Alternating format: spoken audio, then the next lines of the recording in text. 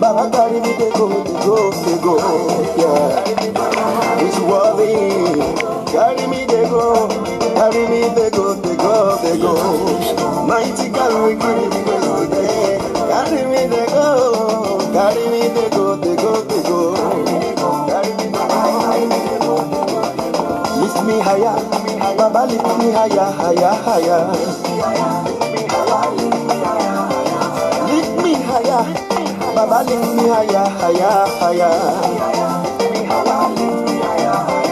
Lift me higher, Jehovah, lift me higher. Lift me. Whoa, it's worthy. I say, carry me, they go. Baba, carry me, they go. Carry me, they go. Supple. Hallelujah. Come on, let's give God praise. He's worthy. Who will give me a reason to sing? Who will answer all my prayers? Who will take me to my next level? Who will lift me high above problems? Except Jehovah, the King of Kings, Lord of Lords, not him only I know. Except Jehovah, the King of Kings, Lord of Lords, not him only I know. Ha! Carry me, they go. Baba, carry me, they go. Carry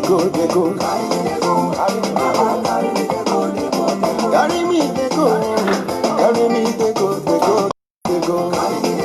Oh yeah, he's worthy. Carry me, they go. Baba, carry me, they go. I say, carry me, they go.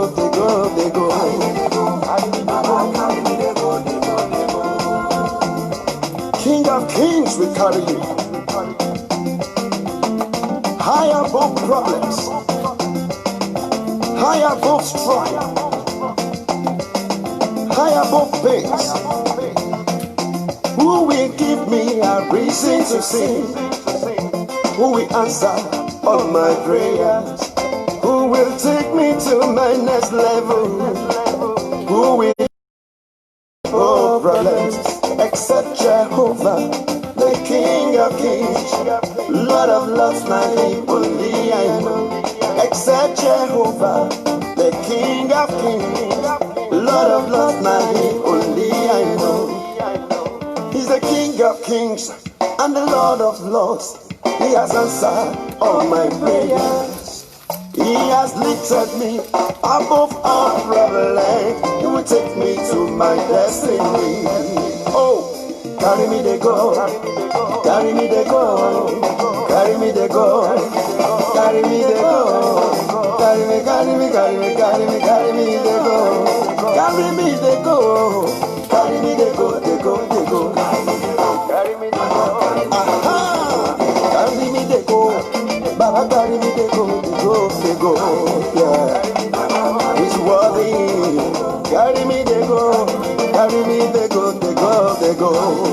Mighty God, we give you praise today. Carry me, they go. Carry me, they go. Lift me higher, Baba, lift me higher. Lift me higher, Baba, lift me higher. Lift me higher, Jehovah, lift me higher.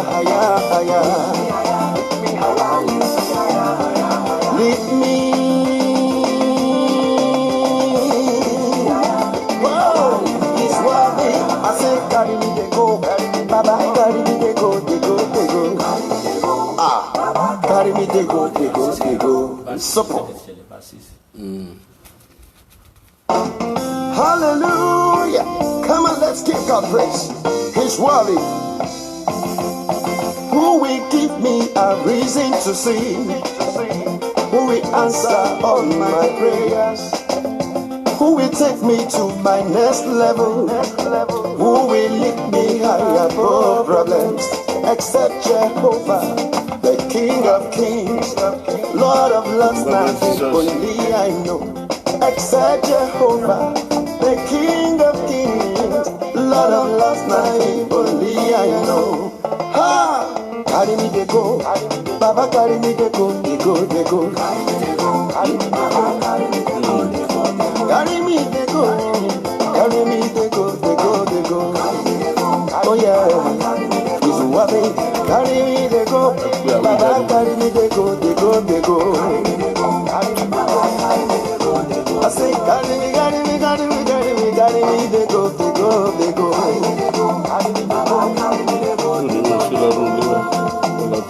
King of Kings will carry you high above problems, high above strife, high above pains. Who will give me a reason to sing? Who will answer all my prayers? Who will take me to my next level? Who will lift me high above problems? Oh, share the program. God bless you. Except Jehovah, the King of Kings, Lord of Lords, He's the King of Kings and the Lord of Lords. He has answered all my prayers.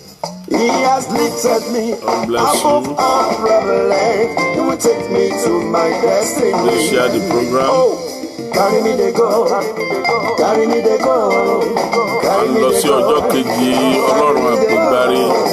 We went to the 7th day of the crusade. Ọlọ́run àpègbárí. God that we call, that we receive blessings from. À ń lọ sí ọjọ́ kejì Ọlọ́run àpègbárí. We went to the 2nd day of the crusade, the God we call, and that we receive blessings and goodness from. Gbẹ̀yìn ọmọ Ọlọ́run. Every one of you children of God, ẹ máa join wa báyìí. please begin to join us now. God bless you. God will have a for you. Bọ́bá jẹ́ pé ibi iṣẹ́ ló wà máa join wa láti ibi iṣẹ́. If you are at workplace, join us from there. Ibikíbi tó wù kọ́ máa join wa. Wherever you are, please join Ó us. sì join máa share rẹ̀. So joining us, share the program. O nílò láti share rẹ̀. You need to share it. A fẹ́ bẹ̀rẹ̀ báyìí We want to start now. ní agbára Ọlọ́run. By the grace of God. Ó ti yẹ ká bẹ̀rẹ̀ bí ọgbọ̀n ìṣẹ́jú sẹ́yìn. Supposed to have started 30 minutes ago, Wọ́n reception ò dáa. but we are not having good reception. Ẹ̀ṣẹ̀ get through ni. We just got through now. Yóò dára fún yín o. Shall we well with you?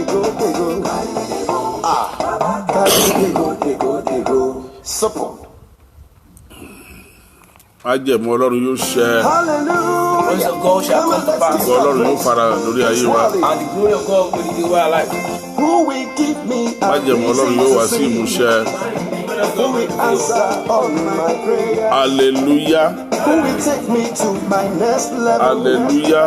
Who will lift me high above problems? Hallelujah. Except Jehovah, the King of Kings, Lord of Lords, nothing only I know. Except Jehovah, the King of Kings, Lord of Lords, nothing only I know. Ha! Carry me they go, Baba carry me they go, they go, they go. Carry me they go, carry me they go, carry me they go, carry me they go, carry me they go, they go, they go. Oh yeah, it's wabi. Carry me they go, Baba carry me they go, they go, they go. Amen.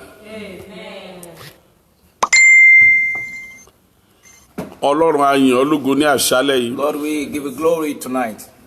Torí pé ẹ̀yin ni gbogbo ògo yẹ fún. Because all glory belongs to you. You deserve it all. Ó ní all power, all glory, all majesty to God. All power, all glory, all majesty belong to God. Gbogbo ògo ni fún Ọlọ́run. All glory belong unto God. Ọba tó fún aláǹfààní ńlá The one who had given us great privilege. ọba tó pa ọ̀tá lẹ́nu mọ́. The Lord who has shut up the enemies. Ọba tó ń ṣe ìyanu nínú ayé wa. The Lord who is doing miracle in our lives. Alágbára ńlá. He is the Almighty. Ọlọ́run ayérayé. Everlasting God. Ọmọ aládé ìwúrà. The one with crown of gold. Ọba tó rán Jésù wá sáyé. The King who sent Jesus to the earth. Tí a fi lè ní àlàáfíà àti ìrọ̀rùn lónìí. That with which we have peace and His name is the rest of mine today. Alágbára ni Ọlọ́run. God is the Almighty. Ó ṣe nínú ayé mi. He has done it in my life. Ó ní mo fi lè máa sọ fún gbogbo ènìyàn. And that is why I'm able to testify to everyone. Àwọn Haúsá. The Hausa tribe. Tó bá fún lóògùn kan gbé kó lò. If you give him or her a medicine. A ní ṣàìsàn yẹn ṣe ọ́ rí. He will ask you whether you have been infected with such disease or sickness before. So ó lo oògùn yẹn sí tó gbọ́. The medicine you are presenting to him or you are selling to him, he will ask you, have you used it yourself? Ìgbà náà l'Hausa tó gbà lọ́wọ́ rẹ̀. That is when the Hausa man will accept.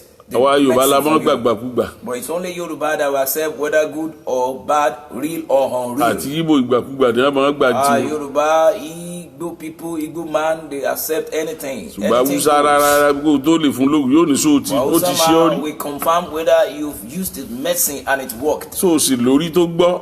He will ask you whether you have used it and it worked. Hausa nù. That is for Hausa. Bẹ́ẹ̀ náà ni mò ń bá sọ. And exactly I am saying to you. Ohun tó ń ṣe nínú ayé mi ni mo fi ń sọ wípé alágbára ni. It is what the Lord is doing in my life that make me to proclaim that He is the Almighty. So nǹkan tó ṣe nínú ayé rẹ̀ màá wá sọ mẹ́wàá tó ṣe nínú ayé I want you to tell me or testify to one thing He has done for you, our viewer. Then I will tell you 10 He has done for me. Sọ mọ̀ pé wọ́n ní olùrànlọ́wọ́ láti bẹ̀rẹ̀ ayé rẹ̀. You know, from the inception of your life, you have people who helps you. Èmi ò ní olùrànlọ́wọ́ láti bẹ̀rẹ̀ ayé mi. I have no helper since the inception of my life. Mi ò ní olùrànlọ́wọ́ I have kankan. no helper.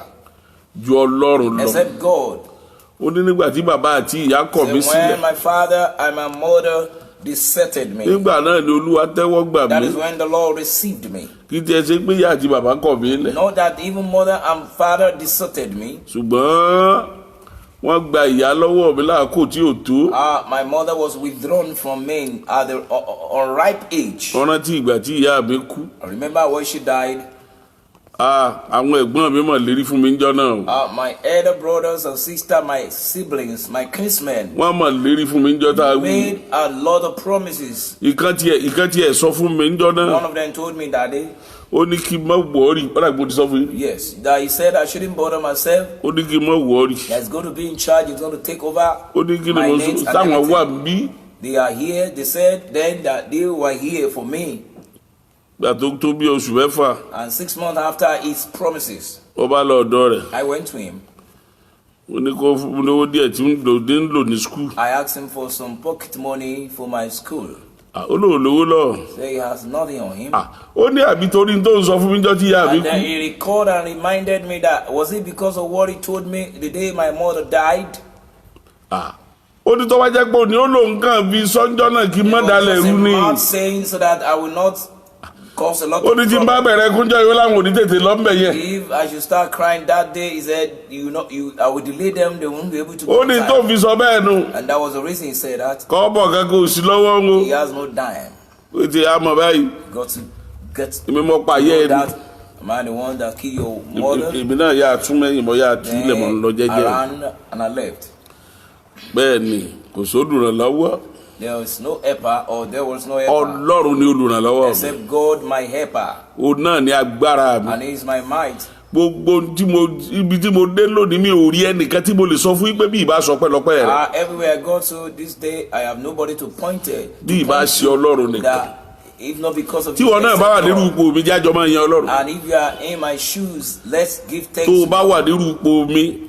If you find yourself in my shoes. Àdúrà ti yan Ọlọ́run báyìí. So let's give ìwọ náà máa yan Ọlọ́run. Let's give thanks to God. ẹ jẹ́ àjọ máa yan Ọlọ́run. Let's appreciate God. ẹ jẹ́ àjọ yìn. Let's praise him. ẹ jẹ́ àjọ yìn. Let's appreciate him. ó la lágbára. He is the Almighty. bí ìbá máa ṣe Ọlọ́run yìí. If not for this God. ilé ayé ìwò la bá gbé. What kind of life are we going to live? mo rántí ìjọ tá à ń sòkú bàbá mi. Baba, remember when they were doing funeral of his dad? 5,000 ẹni dá tí wọn ò rí dá. Was asked to contribute 1,000. 5,000. 5,000. Sorry, for the funeral. Ọmọ fi mi ṣe ẹlẹ́yà jẹ́ ọmọ fi mi ṣe ẹ̀yẹ́ o. Was molested and turned to be a laughing stock. Wọ́n ní ìkan ti ẹ̀dìdé jọ́dún ó lọ́mọ gangan pásítọ̀ ni. There's one of them, the other ones then, that one of his uncles that said his own son. Okay, one of the sisters said his own son. Pastor, but we don't know the kind of pastor you are. That was true because I had no dime. We had no choice. There's a guy that used to sing. He sings a name. He was eulogize all the Akeniades. When it got to Baba, after the burial, before the celebration, when it comes to and the younger brother told him, that's my brother.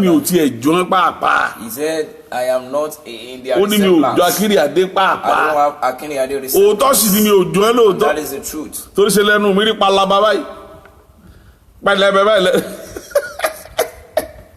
Ẹnu gbẹ wọlé ni ẹ̀ka ẹtì ẹ̀ sì yọ. Your fat, but rather my own side. Olúwa ò ṣe. A worthiness in me, but I thank God. Mo ní sọ ohun ọ̀jọ́ olóòlò ẹ̀jọ́ pa ó ní kò ṣe ẹ̀jẹ̀ tó lè mọ̀ ó ní sọ Akínríadé ni tó ti kọjá lẹ́gbẹ̀ẹ́ yín látàárọ̀. Akínríadé, since I've been passing.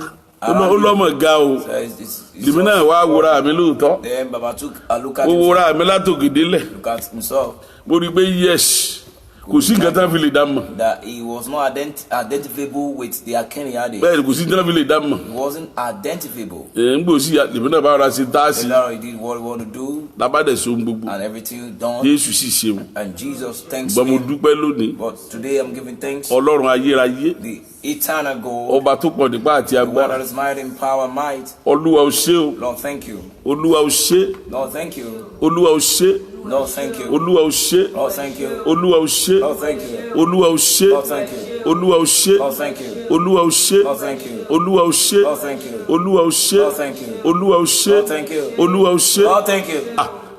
Ngbà mo wọ yunifásitì gbà náà. When Baba gained admission to the university. Ẹ̀gbọ́n mi kan lọ bá bàbá mi. One of his elder brother went to go and meet their dad. Ṣé àdúrà àgbàlá ilé ìṣẹ̀lẹ̀ máa ma tọ́ yunifásitì? At this age, you are going to sponsor him in the university. Ó lẹ́yìn ló ní ẹ má da ayé làbó o. Don't bother yourself. Nígbà tó dènà mi tí ò jẹ́ kí n lè wọ yunifásitì. Tọ́lọ́ tó ṣe tí mo tó wọ̀ lẹ́yìn rẹ̀. After God has really. Ọ̀rọ̀ rẹ máa di tàn. Amen. Gbogbo tí mo ń sọ yìí, Ọlọ́run bẹ lókè tí n bá pa irọ́ ẹ̀yọ. God is up there if I'm lying. Gbogbo tí mo jẹ́ lóde Ọlọ́run alààyè. Everything I have become today. It's just kò sẹ́nìkan tí mo lè wò láyé. Nobody to look upon. Àfọlọ́run Samson Akande. The God of Samson Oladeji Akande. Ó nìkan. He was the only one. Kò tún sẹ́lòmí. No other one. Ó nìkan ni. Only him. Mo sì máa ń sọ nígbà gbogbo. And I always say. Kì í dójú tì ni. He never put to shame. Kì í máa dójú tì yẹn. He will never shame you. Kì í máa dójú tì ni. He will not shame you. Ọlọ́run alágbára mọ̀ ni. He is the Almighty God. Bó o bá rí ọdún tí wọ́n bá sọ pé Ọlọ́run kan wá bá Ọlọ́run Samson Akande sọ̀rọ̀. You are asking about God and God, come ask God of Samson Oladeji Akande. Wá sin Ọlọ́run Samson Akande. Go and serve him. Ọlọ́run Olúlànà Babájídé. God of Olúlànà Babájídé. Ọlọ́run Àpọ́sítélì Ayọ̀ Babalọ́lá. Apostle Joseph. Ọlọ́run ni. He is God. Ọlọ́run ni. He is God. Alágbára ni. He is Almighty. Ọba àwọn ọba ni. King of kings. Kò sóhun tó àwọn tí mo sọ wọn ò understand tí mo wí. Maybe you don't get what I'm saying. Mọ tí mo ń sọ. You have not realized and understand. O tí bá alágbára pàdé rí. You haven't met a great one before. Ọlọ́run bàbá mi Ọlọ́run alágbára ni. Ọlọ́run Samson Akande. God of Samson. Ọlọ́run Samson Akande. God of Samson Akande. Bàbá mi yẹn ti pọ̀ ń ta báyìí o. You have a lot of Bababi. ṣùgbọ́n Ọlọ́run Samson ní Àkàndé bàbá àbíyẹ ẹ̀dẹ́. Ọlọ́run ọdún 1944. God of 1944. Ọlọ́run ọdún 1930. God of Ọlọ́run òkè òye lọ́jọ́ náà. God of Okeoye then. Agbára òkè òye. The power that walk in the Agbára ńlá. The great power. Ògo ńlá.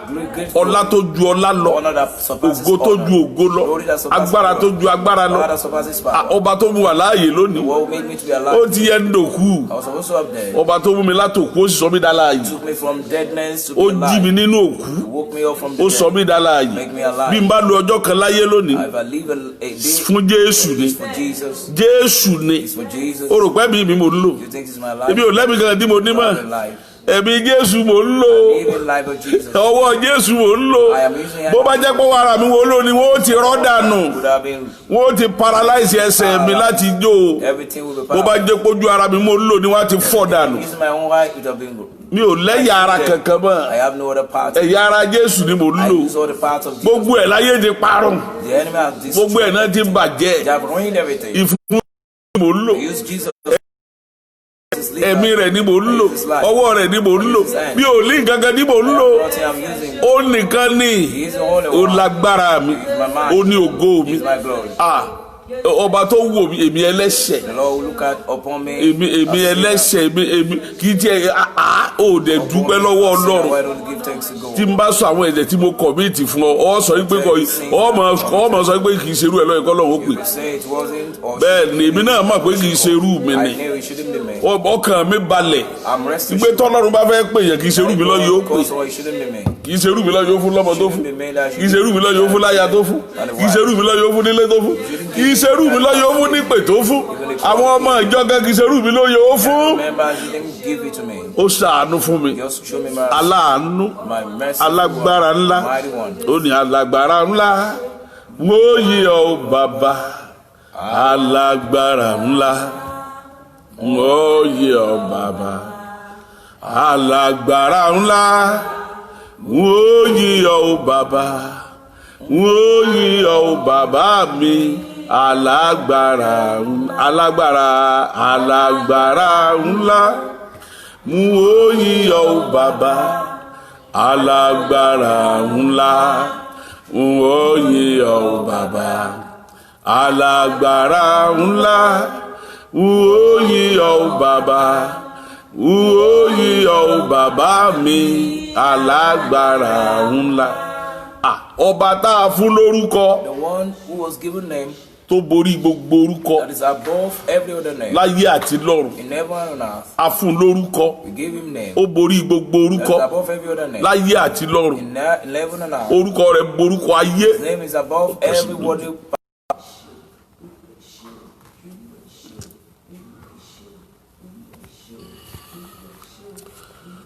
Alágbára tá a fún lórúkọ. The great one that we give name to. Orúkọ tó borí gbogbo orúkọ. The name that's above every other name. Agbára tó borí gbogbo agbára. Olúwa mà ṣe o. Lord, thank you. Olúwa mà ṣe o.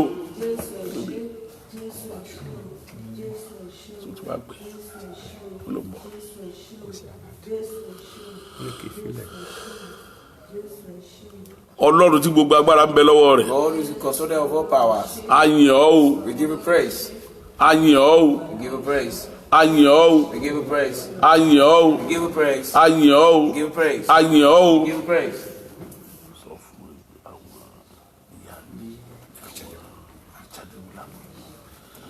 Olúwa ò ṣe alágbára ńlá. The Almighty. Ẹ mà ṣe o. Agbé yín ga. We exalt you. Agbé yín ga. We exalt Agbé yín ga. you. We exalt you. Agbé yín ga. We exalt you. Agbé yín ga. We exalt you. Agbé yín ga. We exalt Ẹ you. ṣé o. Thank you. Ẹ ṣé o. Thank you. Ẹ ṣé o. Thank you. Ẹ ṣé o. Thank you. Ẹ ṣé o. Thank you. Ẹ ṣé o. Thank you. Ẹ ṣé o. Thank you. Ó ní wíwá tí a wà láàyè. Agbára wa kọ́. Wíwá tí a wà láàyè. Ògo ni forúkọ. Ògo ni forúkọ rẹ̀ bàbá. Wíwá tí a wà láàyè. Agbára wa kọ́. Wíwá tí a wà láàyè. Ògo ni forúkọ rẹ̀. Wíwá tá a wà. Wíwá tí a wà láàyè. Agbára wa kọ́. wíwá tí a to be alive. ó la fi wà láàyè That's lónìí. why we are alive today. Bí ìbá ṣàánú yín, If not because of you, níbo la bá wà? where would we have been? Níbo la bá wà? Where would we have been? Níbo la bá wà? Where would we have been? Níbo la bá wà? Where would we have been? Bí kò bá ṣe àánú yín, Not because of your mercy. níbo la bá wà? Where would you have been? Ó ní bí kò bá sí rẹ, níbo ni a bá wà o?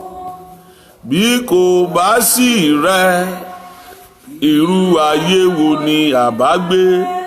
Agbanilágbàtàn o ṣé bàbá. Olúwa ẹ mà ṣe o. Oh, thank you. Olúwa ẹ mà ṣe o. Oh, thank you. Olúwa ẹ mà ṣe o. No, thank you. Olúwa ẹ mà ṣe o. Oh, thank you. Olúwa ẹ mà ṣe o. Oh, thank you. Olúwa ẹ mà ṣe o. Oh, thank you. Dúpẹ́ níbi tó wà yẹ. Give thanks where you are. Àkókò ọpẹ́ la wà báyìí. We are the hour of praise. Àkókò ọpẹ́ ni. Hour of A thanksgiving. gbọ́dọ̀ yin We Ọlọ́run. must give praise to God. Ìsọjí là ń ṣe. We are in the revival. Àkèlédé bẹ̀rẹ̀ wàásù Now bẹ́ẹ̀. you start preaching like that. Ìsọjí là ń ṣe. The revival. Dúpẹ́ lọ́wọ́ Ọlọ́run. Give thanks to God. Dúpẹ́ lọ́wọ́ Ọlọ́run. Give thanks to God. Dúpẹ́ lọ́wọ́ Ọlọ́run. Give thanks to God. Dúpẹ́ lọ́wọ́ Ọlọ́run. Give thanks to God. Dúpẹ́ lọ́wọ́ Ọlọ́run. Give thanks to God. Dúpẹ́ lọ́wọ́ Ọlọ́run. Give thanks to Dúpẹ́ God. lọ́wọ́ Ọlọ́run. Give thanks to Dúpẹ́ God. lọ́wọ́ Ọlọ́run. Give thanks to Dúpẹ́ God. lọ́wọ́ Ọlọ́run. Give thanks to Dúpẹ́ God. lọ́wọ́ Ọlọ́run. Give thanks to Dúpẹ́ God. lọ́wọ́ Ọlọ́run. Give thanks to Dúpẹ́ lọ́wọ́ Ọlọ́run. Give thanks to Dúpẹ́ lọ́wọ́ Ọlọ́run. Give thanks to Dúpẹ́ lọ́wọ́ Ọlọ́run. Give thanks to God. Jésù Olúwa wa. Jesus our Lord. Ó dẹ̀ yin Ọlọ́run. Please praise and give thanks to God. Ó dẹ̀ yin Ọlọ́run. Give thanks to God. Nígbà mo jáde secondary school. After Baba finished from Tí secondary school, rìsọ́ọ̀tì ọ̀dá. and the WAEC was so poor, Bàbá mi pè mí sínú ilé ńjọ́ kan. his dad called him Ó ní jókòó. to sit down. Ó ní mo mọ̀ pé ò lórí ìwé. He knew that he was not meant to go to school. Bó ti wínú ìwúparọ́ kò sí He nǹkan was kan. not meant to go to Mo fi ń school. dúpẹ́ lọ́wọ́ Ọlọ́run ni o. He was using this channel to. Mo mọ̀ pé ò lórí ìwé. I knew you are not so so brilliant. Jẹ́ fún 300 naira. Let me give it 300 naira. Kó o sì lọ technical college. Then you go to technical college. Bí ṣe carpentry ló ṣe ń bẹ̀. If you study carpentry or refrigeration or whatever other course, Kó o sì rọ kọ́ ọ̀rọ̀ àmọ́ sí lọ. then you have been doing it as Òótọ́ ni bàbá mi sì sọ. a vocational training, and that was the truth. Òótọ́ ni. That was the truth. Ṣùgbọ́n Ọlọ́run ò wá gbà bẹ́ẹ̀. But God disallowed that. Èmi tí wọ́n ní lọ sẹ́ni mo wá dé tó jáde Somebody university. that I was asked to go to the technical college because they thought I do not have brain or I am not brain. Èmi tí wọn ò ní brain ìjọ náà Ọlọ́run wá fún mi ní brain mo fi jáde university. Me to attend a good one of the best university. Jẹ́ ìsọgídí kan fún ẹ, Ọlọ́run ló ní ayé rẹ kì í ṣe èèyàn. God is the owner of your life, not man. Ọlọ́run ló ní ayé rẹ. God himself is the owner Ohun of tó your bá wù life. kí ìdílé ó ṣe sí ọkọ̀ mátà. Not family. Ibi tó dé láyé ó dé Where bẹ̀. you gonna get to, you get there. Ibi tó o máa dé láyé ó máa Where dé you gonna bẹ̀. get Tó o bá to, lè you wà get nínú there. Jésù. You can stay put in Christ. Bẹ́ẹ̀ni òótọ́ dẹ̀ ni bàbá mi It sọ. was the truth. Then Òótọ́ ni. he said the truth then. Ṣùgbọ́n mo sọ fún ẹnjọ́ náà. But I told him that day, Mo ní bọ́lọ́run sì ń bẹ. I said, as God liveth, Mo lé mi náà jẹ́ kan nínú ọbí I tí ó said, lọ will be a university. graduate of this family. Bàbá mi ní ọmọ tanra ẹ jẹ. That said, don't Mo deceive ìmọ̀ rántí yourself. gbólóhùn yẹn lòdì. Ọmọ tanra rẹ Don't jẹ. deceive yourself. Ọmọ tanra rẹ Don't jẹ. deceive yourself. Ṣùgbọ́n ìtàn ní gbogbo ẹ̀ dà lónìí. Now, the rest is history. Ọlọ́run wá gba gbogbo ògo. Everything turned to history, and God Ọlọ́run dẹ̀ all gba gbogbo ọ̀dẹ̀ gba gbogbo ọ̀dẹ̀ yí. all the glory. He overturned and turned and turned and turned it. Ẹni tán ní olórí ìwé. Somebody that meant Mo wá nothing jáde to yunifásitì him, pẹ̀lú ọ̀nà ni and he left with honor. Olúwa ọmọ ṣe o. Lord, thank you. Olúwa ọmọ ṣe o. Thank you, Lord. O ò dẹ̀ dúpẹ́ lọ́wọ́ Give Ọlọ́run. thanks to God. N bò ló dé lòdì tó rò pàgbára rẹ. Where have you been today that you thought it's by your Kí ló might? jẹ́ lòdì tó rò pàgbára rẹ ni? What is your status this day that O you ò jẹ́ nǹkan kan o You are ọlọ́gbọ́n. nothing, you are nobody. O ò dá nǹkan kan. You have not become anything. Kò sí tó o dà. There's nothing you have become. Ọlọ́run ló jẹ́ o dà. God has privileged you. Tó o bá rò pé torí pé gbẹ̀rẹ̀ ràn lọ́wọ́ If ni. you thought because your brothers assisted You are deceiving yourself. you, man, turn around. Tó o bá rò pé bàbá rẹ ràn ọ́ lọ́wọ́. You thought your dad had Tó o bá rò helped pé ẹnìkan ràn ọ́ lọ́wọ́ ló fi you, débẹ̀. or somebody had helped you. You deceive yourself. You turn around. Ọlọ́run ló fẹ́ jẹ́ kó o débẹ̀. It's just God wants to privilege you. Ayé mọ̀ ni. Enemy. Èèyàn mọ̀ ni. Man. Ọ̀tá mọ̀ ni. Enemy. Wọ́n dúró ipò òní ṣeré. It's true that you know. Ibi tó dé lòdò olùgbọ́gbọ́ orí rẹ̀ ni. God told you things on knowledge. Ẹnìkan sọ fún mi, ó lò nílò Ọlọ́run. God said he didn't need God. Ó lò nílò Ọlọ́run nígbà mọ́ wà sí lórí tẹlifíṣàn. When Baba is. Ó lè mi pa ó ní bóòsì ó níbi tó dé lónìí. Where God today. Ó ní kí ló nílò Ọlọ́run fún. What's the need for God? Mo wá wò títí. And I look at him. Mo wá wò títí. I look at him. Mo lọ́mọ̀ ṣe fún yín o. I say it's a pity. Mo ní tólúwa dẹ̀ sọ fún mi ní wípé. The word the Lord was telling me is that. Àìsàn burúkú kan bẹnu àgọ́ ara yín tẹ̀ ẹ̀dẹ̀gbádùn. There's a deadly sickness in your body. Ó ní bò mo sì mọ̀. He said, how did I know? Mo ní bò mo sì mọ̀ ní sinimá. How wouldn't I know? Mo tọ́ wáyé pọ̀ ọmọ Jésù ni. If you know Jesus. Àìsàn yóò dẹ̀ fi ọ́ lẹ̀. That sickness will do. Ṣùgbọ́n láì mọ Jésù rẹ̀. Without knowing Christ. Àìsàn yẹn ni ó pa ọ́. That will be. Olúwa ọmọ ṣe o. Thank you. Gbígbé mo mọ̀ ọ́. That I know you. Mo mọ̀ ọ́ Jésù. I knew you. Mo lè sọ bí gbogbo yí pé. I say it anywhere. Kò sí Ọlọ́run mìíràn àfiwọ́ nìkan. There's no other God but you. Mo lè fi ẹnu mi sọ. I can say it with wípé ìwọ ni gbogbo agbára láyé àti lọ́run bẹ̀ lọ́wọ́. Power belongs to you. Mo dúró. Mo lè sọ níbi gbogbo. It's true that I can say it anywhere. Mo lè sọ láàrin ènìyàn. I can say it among men. Mo ti sọ ní Germany. I have said it in Mo ti sọ ní France. said in France. Mo ti sọ ní Italy. I said it in Mo ti sọ ní Amsterdam. I said it. Mo ti sọ ní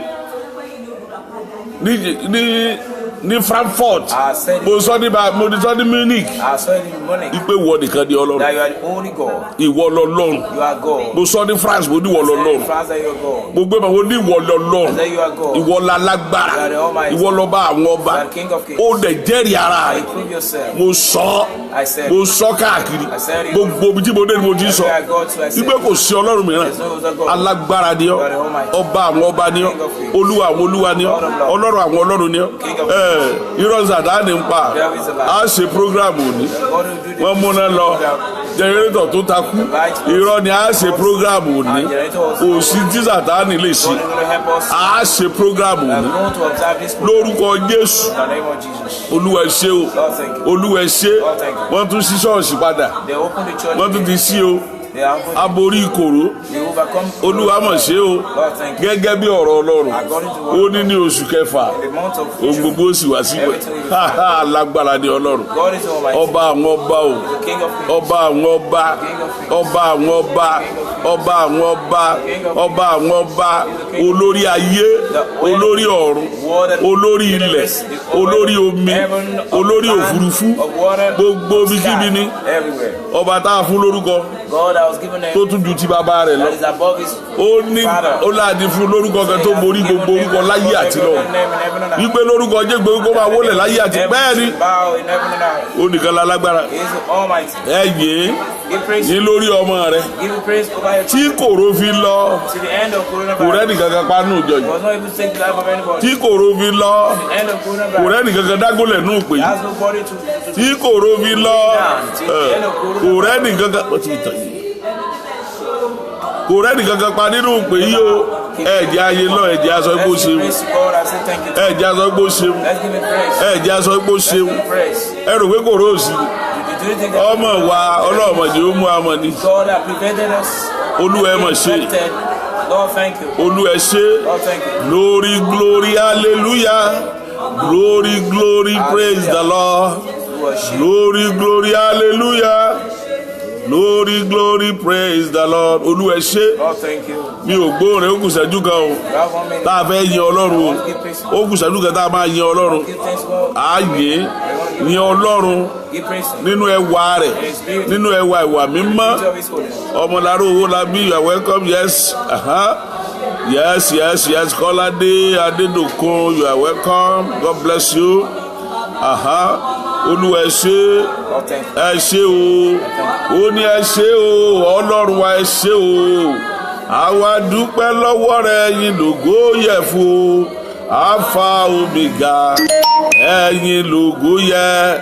Alpha Omega. Ẹ̀yin lógo. Sọ pé Olúwa ẹ ṣé. Say, Lord, thank you. Sọ pé Olúwa ẹ ṣé. Say, Lord, thank you. Ó ní Olúwa ẹ ṣé. Olúwa ẹ ṣé. Olúwa. Olúwa ẹ ṣé o. Olúwa ẹ ṣé. Olúwa. Olúwa ẹ ṣé. Olúwa ẹ ṣé. Olúwa. Olúwa ẹ ṣé. Olúwa ẹ ṣé Olúwa. Olúwa ẹ ṣé o. Olúwa ẹ ṣé Olúwa. Olúwa ẹ ṣé o. Olúwa ẹ ṣé o. Olúwa. Olúwa ẹ ṣé. Olúwa ẹ ṣé Olúwa. Olúwa ẹ ṣé. Olúwa ẹ ṣé. Olúwa mà ṣe. Oh, thank you. Gbogbo ọ̀nà ni. Every way. Alágbára ńlá. He is almighty. A sọ̀yàn nílẹ̀ ẹlẹ̀. A tún sọ ni lójú òfurufú. He will keep you on the land, keep you in the sky. Ọ̀rẹ́ ti ìjọ gẹ̀dí mo travel. I remember when he was traveling. Ọlọ́run o. Tí turbulence bẹ̀rẹ̀. When turbulence began. Tí turbulence bẹ̀rẹ̀. When turbulence. Gbòòyà làwọn kìíní yẹn ń fọgbọ́n bọ́ táǹkọ̀ kan. Náà ń wà náà ń kà wá mo ní rọ́lẹ̀ pa. Ibi tí wà nínú plane ilé kò sí jẹ́ ọ̀sẹ̀lẹ̀. Kò sí tẹ̀. I'm here now. Bàbá yìí ti rí àwọn kìíní ìtàn ń bọ́ ta. Náà ń tún yàn ká. Ó ti wọ̀ pé. Hostess. Canting and recanting. Onírọ́ ni màmá tó wà lẹ́gbẹ̀ẹ́ oníkìlẹ̀ mo ní kò sí kankan.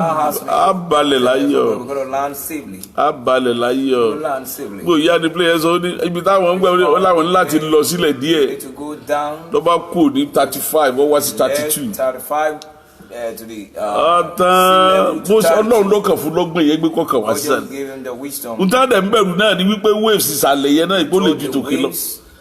Ó lágbà tí tá a fi dé Barcelona. That was what the channel they went through to get to Barcelona. Alágbára ni. He is almighty.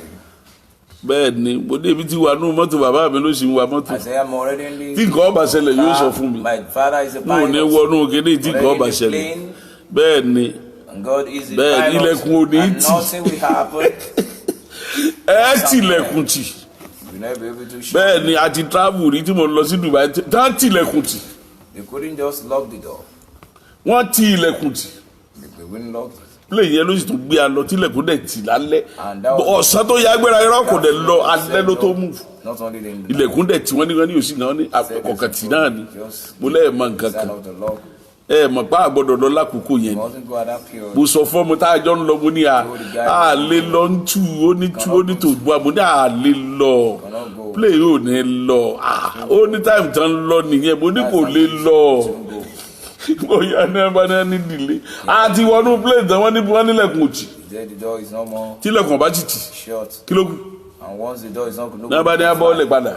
ask us to alight. Wọ́n ní a máa kó a sínú kàtá. We are going to be Irú kàtá pọ̀. boarded and transferred. Bolódalẹ́ tó lọ. Say we are going tonight. We left Nigeria around 11:30 in the night. Ní àṣálẹ́. Tá a ti wà níbẹ̀ yẹn. Mo ní máa wo mo ní a máa fi ìtura la máa fi dé Dubai. Go to Dubai with peace and heat. Ilẹ̀ ti mọ́ ká tó dé Dubai. It was done before. Akànlò tẹ́ wá street ní àṣìlọ I ọ̀sùn. would say. Olúwo ṣe God, thank you. ọba tí ò fara pamọ́ jẹ wáyà. No, never hide himself. Alágbára ńlá. Because over the Almighty. Ọba àwọn ọba. King of kings. Olúwa àwọn olúwa. Lord of lords. Ọlọ́run àwọn ọlọ́run. God of gods. Ọlọ́run tó le tó sì lágbára. God as mighty and Olúwa tó mighty lágbára ní òru. power.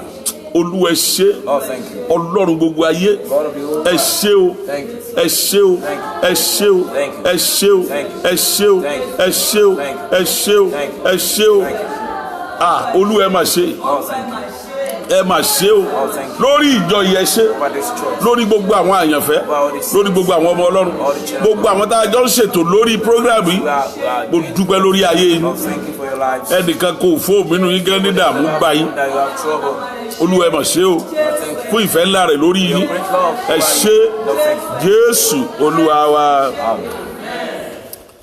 Láṣálẹ́ àyàn ológo. Tonight, Lord, we praise you. A sì gbé ọ̀gá. And we exalt you. A sọ pé ẹ ṣeun. We say thank you. Torí pé àánú yẹn dúró láéláé. Because your mercies endure forever. Mo kí gbogbo ẹ̀yin ọmọ Ọlọ́run I greet all of you, children of God. pé ẹ kú déédéé àsìkò yìí. Of this time of our life. A fẹ́ lọ gbàdúrà. We are going to prayer right now. Torí tá a bá ti ní sọjí àdúrà Whenever there's revival crusade, it is all about praying àti ọ̀rọ̀ Ọlọ́run. and the word of God. Nínú ọ̀rọ̀ Ọlọ́run láti mú àdúrà wa. We're going to extract our prayer from the word of God. Olúwa, Lord, ẹ̀dá tó wà nínú ayé a man or creature that is still living on earth. Tí ìwà láyé rẹ̀ ò jẹ́ rí tèmi ṣe. That is being alive is depriving me of my entitlement or my right or things that belong to me. Ẹ̀dá tó wà láyé. A man or a woman or creature that is still living on earth. Tí ìwà láyé rẹ̀ ò jẹ́ rógòlò. That his existence is preventing me or depriving me from making use of my glory. Ẹ̀dá tó wà láyé. A man or woman or creature that's still living on earth. Tó jókòó sórí àga ògo tó yẹ jókòó lé. That's sitting on the chair of glory that belongs to me. Sẹ́ǹpẹ́ bá sì jókòó sórí àga tó kò ní fẹ́ dìde. Anybody that sits on even a befitting chair will not want to leave this chair. Irú àwọn ẹni bẹ́ẹ̀. Such people. La fẹ́ lọ mójútó. We want to go and deal with them. Á dẹ̀ mójútó wọn. We're going to really deal with them. Lálẹ́ yìí. Tonight. Tá a bá lè parí ẹ̀ lálẹ́. If we cannot conclude it tonight. Á continue lọ́la. Then we continue tomorrow. Àwọn ọ̀rọ̀ kan mo fẹ́ bá a sọ nínú Bíbélì. I want to point some words to yours from the Bible. Pé ìwà láyé ènìyàn lè dí ògo èèyàn lójú. That somebody's existence could block another man's glory or another woman's glory. Nítorí pé àwọn kan máa ń wà. Because there are some people. Tí wọ́n ò ní níwọ̀n ìgbà tán bá wà nínú ayé. They will be in as much or as long as they are still living, breathing on earth. Àwọn kò ní débi kan nínú ayé. They will vow with their lives and make a covenant that some people will not get to the right destinations on earth. Níbi ọdún kan nísìn. Like exactly a year or two. Mo wo fídíò kan.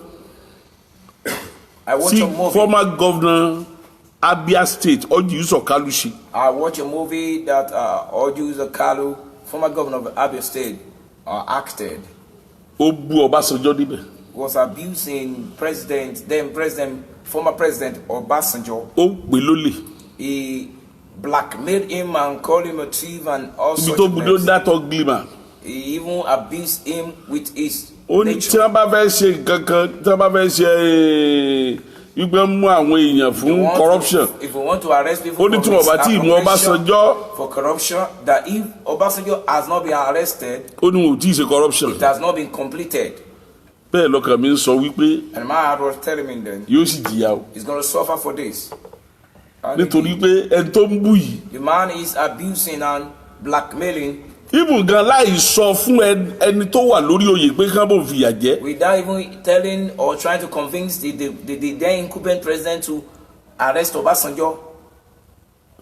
Àní even gan kí Ọbásanjọ́ má fẹ́ fìyà jẹ Orji Uzor Kalu gangan. Okay, if Obasanjo himself do not instruct the president there to inflict affliction on Uzor Kalu. Àwọn tó wà níjọba gan ó fìyà jẹ láti múnú Ọbásanjọ́ dùn. Some that in government then will make him suffer, inflict affliction on him to make Obasanjo glad. Nítorí pé tí wọ́n wá ìdùnnú rẹ̀ ni. Because they were looking for favour from Obasanjo. Wọ́n mọ̀ pé ìgbógun ti rẹ̀ ó lè dá wàhálà lẹ̀. They knew you contending with Obasanjo, you go to cause problem for yourself. Ẹ wo type tó máa ń kọ lẹ́tà tó ẹ rí gbogbo ẹ̀ máa ń mì ni. Whenever I write a little letter like this, it will shake and cause a lot of rocking. Èèyàn lè rò pé bóyá kò lágbára kan. We might think Obasanjo has no power or will. Ṣùgbọ́n lónìí lórílẹ̀‐èdè. But today in this country nation. Kò sẹ́ni tó lágbára rẹ̀. Nobody is as powerful. Ọlọ́run nìkan ló ní agbára rẹ̀. Only God is above him. Ó bá ń sọ mo ní yóò dẹ̀ jẹ́ arákùnrin yìí o. And when Uzor Kalu was blackmailing, abusing and rain all sorts of words against Obasanjo. Ó dẹ̀ sọ̀rọ̀ rẹ̀ ti ara rẹ̀. Telling him that he's going to suffer for it, but Uzor Kalu was exonerating himself that he's not guilty. Wípé òun kówó jẹ rí, ó ṣe kíní kan rí, ó ṣe léyìí rí, ó ṣe léyìí rí. Ṣé nígbà tí ó tó ọdún kan láftẹ̀? A year after. Ẹ tó lòun kówó jẹ rí. A man that said or that exonerated himself. Kí ló ṣẹlẹ̀ sí? He was not involving. It's like they who said they should release him also. Court has given. Wọ́n ní kan torí pé wọ́n release ẹnìkan àwọn aṣọ ipò bá tiẹ̀ náà mú. So wọ́n ṣẹ̀ṣẹ̀ gbé ẹjọ́ ẹ̀ lọ kóòtù. He will now take his case to court again. Jẹ́ sọ kíní kan fún ọ. Let me tell you. Wọ́n tún arrange ẹ̀ láti fẹ́ release ẹ̀. They arrange it for his release. Otherwise, àjùlọ ni wọ́n fi hàn. They just show him supremacy. Àwọn kan wà tí wọ́n kì í bú. There are some people you don't abuse. Tó jẹ́ pé tó o bá bú. If you abuse them, ó jìyà rẹ̀. you're going to suffer for it. kì í ṣe bóyá torí pé wọ́n ìdáríjì ni tàbí not òkan. because they don't forgive or whatever. ṣùgbọ́n àwọn tí ó wà lórí ipò yẹn láti fìyà jẹ olúwa rẹ̀ wọ́n ń wá ìtùnú rẹ̀. But those who are there that they want that we're going to make you suffer, they are looking for a favor from him. ṣe bí wọ́n ti sọ kálù ṣe bí sẹ́nìtì ni àbí ṣe bí sẹ́nìtọ̀ They are nígbà even náà. complaining now. They don't want him to be paid or whatever. sọ ti rí báyìí. They want to unseat him because they said he's not right. Yes. They said it's not right to be paying him tó bẹ́ẹ̀ ni as a prisoner, and they said ìjẹ́ sọ ti rí báyìí. yes, I think I wọ́n read ti that tárì one. sí méjì. His image is tarnished already.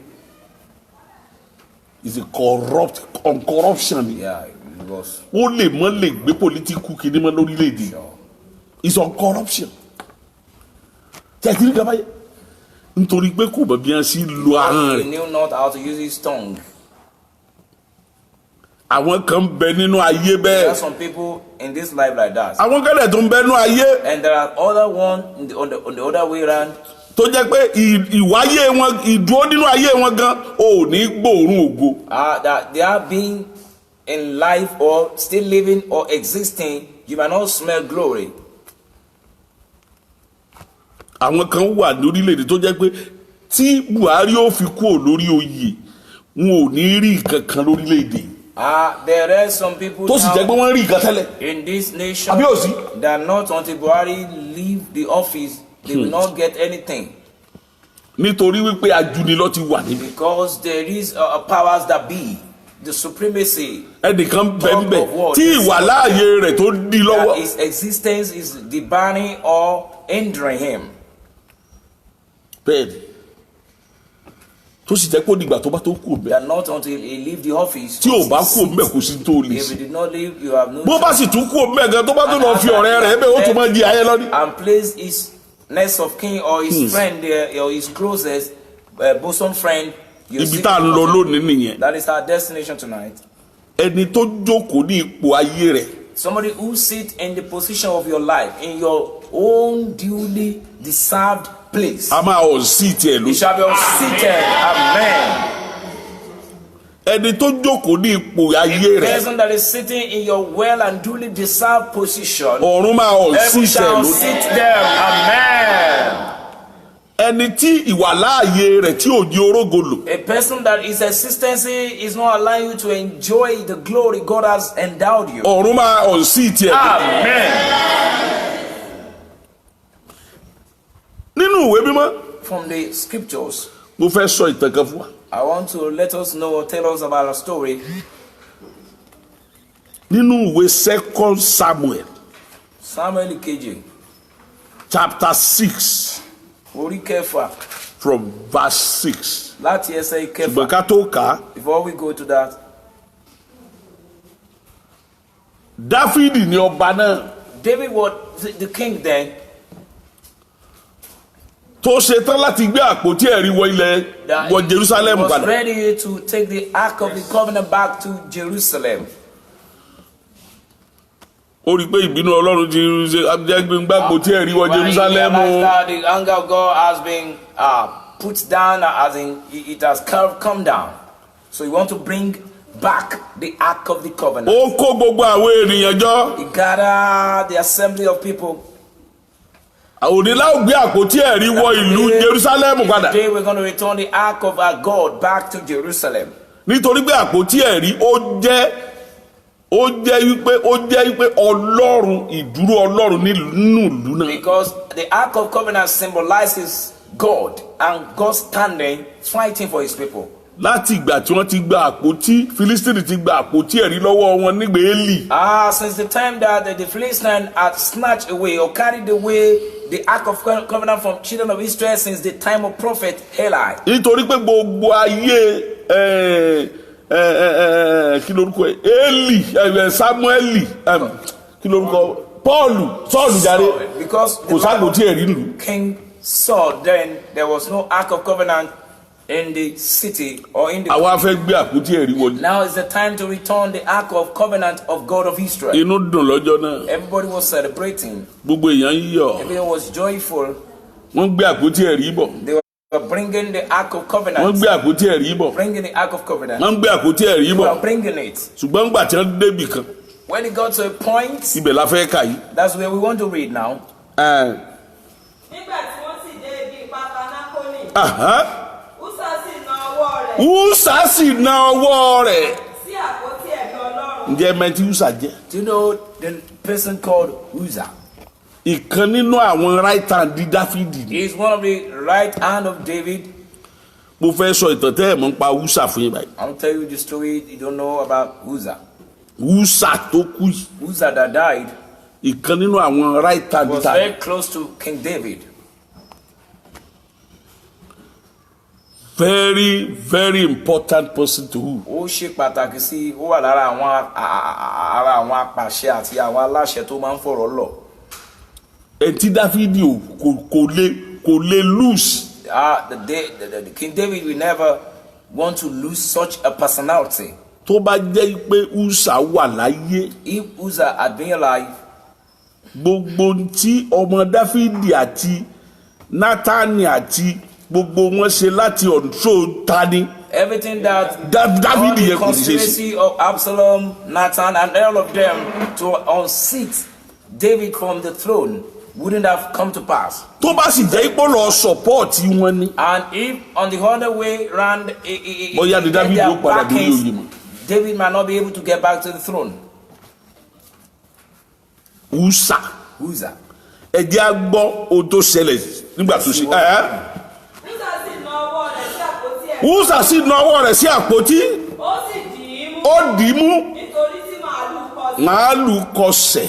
The oxen shook. Ìbínú Ọlọ́run sì rú sí Uzzah. Kí ló dé tí ìbínú Ọlọ́run fi rú sí Uzzah? Why was the anger of God kindled against Uzzah? Nítorí wípé ó méjì níbínú Ọlọ́run fi rú sí. Well, it has to do with two things. Kì í ṣe ẹni tí Dáfídì pè ló jẹ́. It wasn't the person that David thought he is that he was. Yes, he's what we call somebody who's living an hypocrite life. Yes.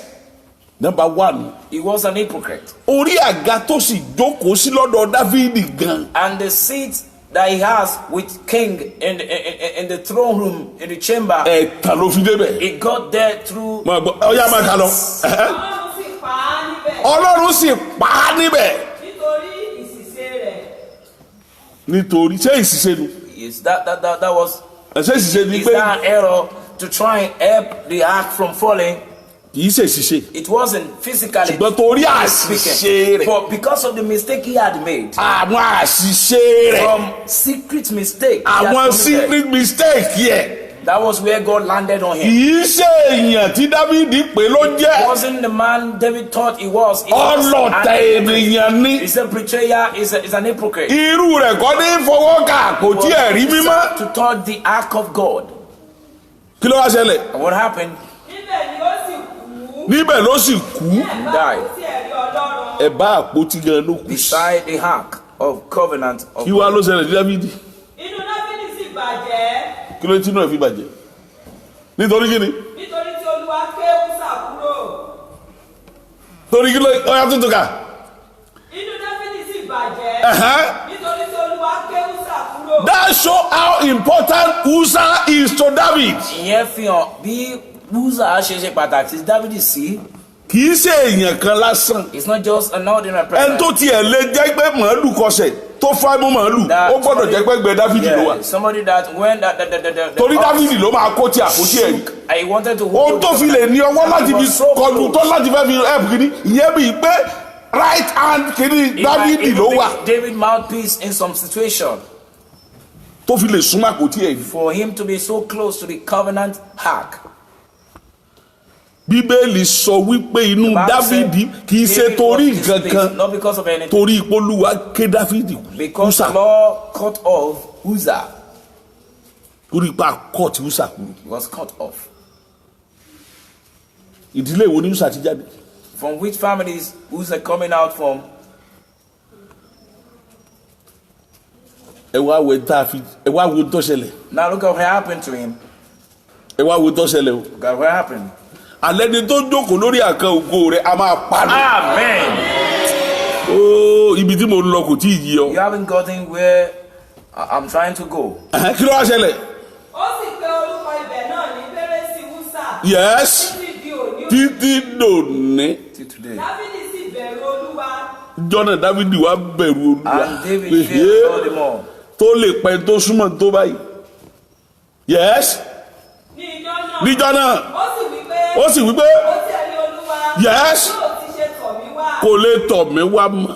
Well, I cannot allow the ark to ibi tó fẹ́ràn Usa dénú. That is the kind of love he had for Usa. ibi tó fẹ́ràn Usa dénú yẹn ó bìlú pé Usa yẹn yẹn ibi tó fẹ́ràn Usa dénú yẹn. Dáfídì kò sì fẹ́ mú àpótí ẹ̀rí Olúwa sọ́dọ̀ rẹ̀. Yes. Sí ìlú Dáfídì.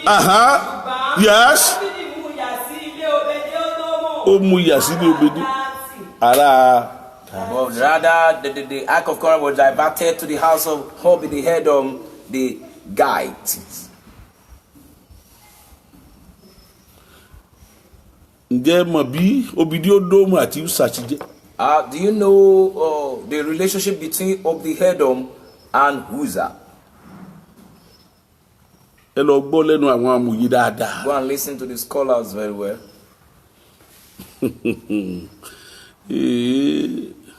ó gbé yálé dáadé. Stop over at the house of Obed-Edom.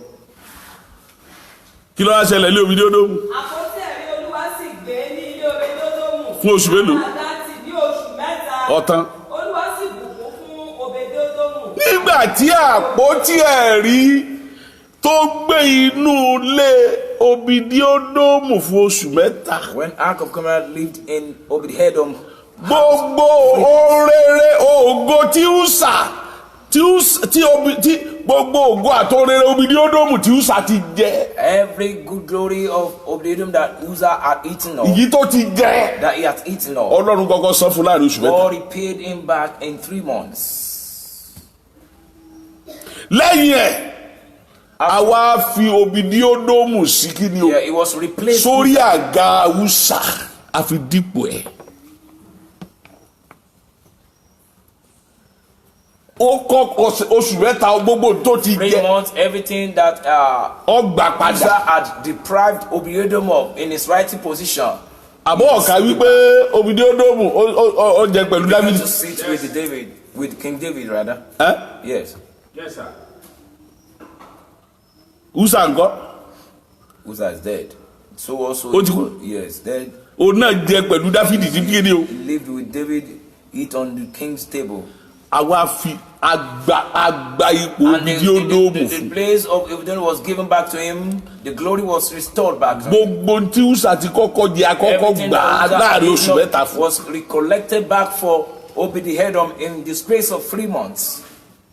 ṣebí ngbà ọ̀dà náà ní ìsìn tá a bá gbé àpótí síbì kan tó fún èèyàn lówó ngbà àdẹ̀gbà àpótí kò mẹ́ kí ló ti kọ́ Obedi-Edomu mọ́. Yeah. ṣebí wọn fẹ́ ẹrù pé yóò kú ni. They thought he's going to die. ó yẹ wá sọ fún mi Obedi-Edomu Obed-Edom. kí sẹ́mi kò nílò kí Dáfídì tó sọ pé wàá máa jẹun pẹ̀lú mi àbí. You don't need the game for David to be asking him. ṣé torí pàpò dídúró lọ́dọ̀ rẹ̀. Because the ṣùgbọ́n act Obedi-Edomu ní láti replace nǹkan kan.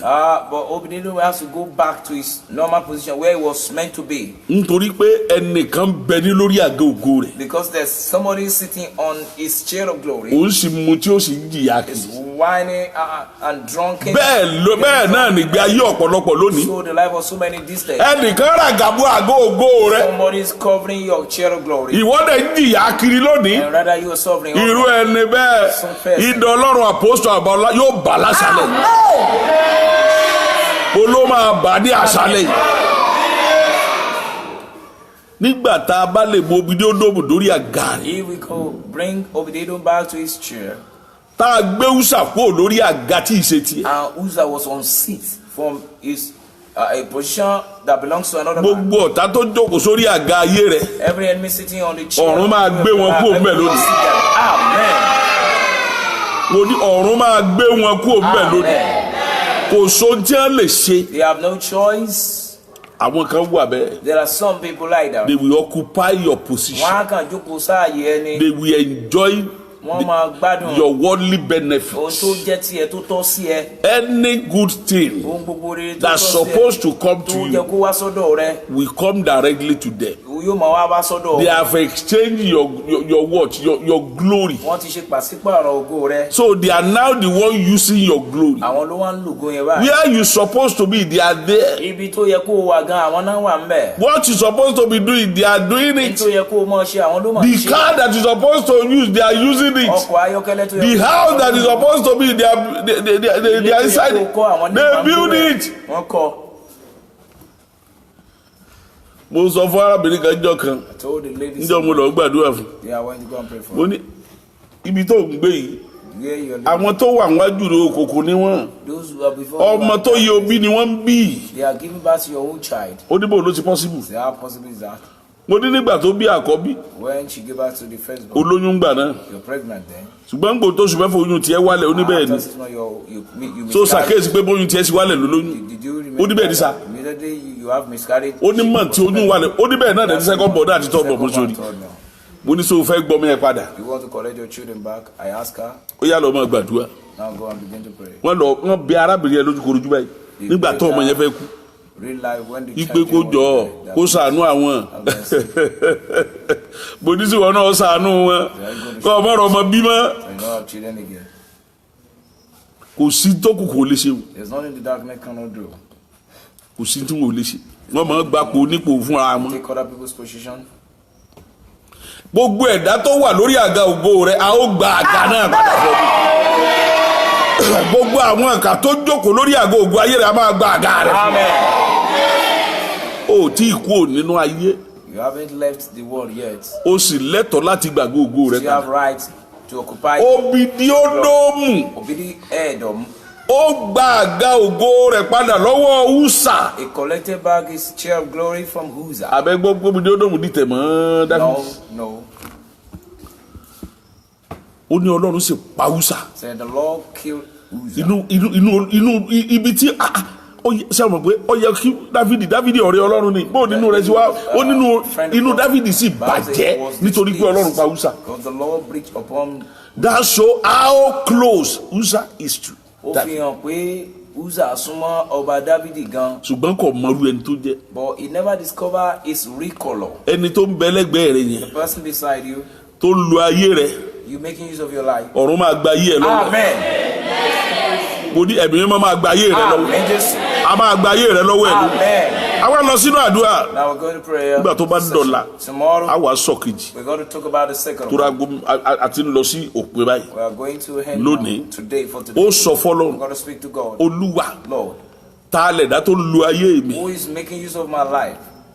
Olúwa gba ayé mi lọ́wọ́. Lord, take my life from him or her. Gbogbo ẹ̀dá tó ń lo ayé mi. Everyone that is making use of my life. Olúwa gba ayé mi lọ́wọ́. Lord, take my life from them. Gbogbo ẹ̀dá tó ń lo ayé mi. Everyone using my life. Olúwa gba ayé mi lọ́wọ́ ẹ̀. Take my life from them. Alágbára tó ń lo ayé mi.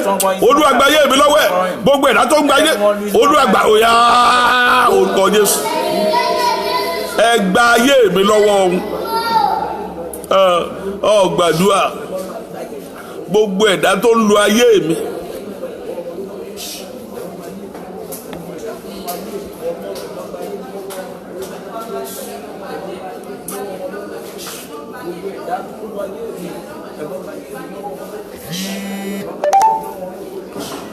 Gbàdúrà dáadáa.